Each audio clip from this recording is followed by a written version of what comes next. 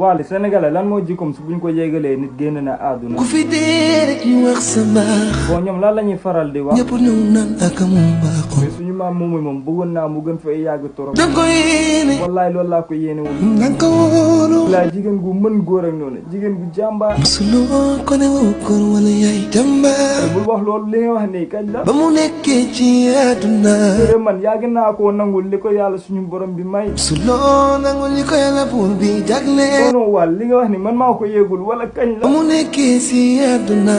Wally man jàmm laa yéene ñëpp jàmm rek laa ko yéene. musuloo ko yéene. Wally li ngay wax nii ku la ko wax wala yow da ngaa teg bët man foo musee yéene nit lu bon. di la xool. pour yow tey jii nii man la moo tax may def nii. dala leen ni moom dem na. Wally bul wax loolu bul wax loolu. tey jii dem na ngay jooy. bu ko bàyyi ba mu dem yow ngay jooy.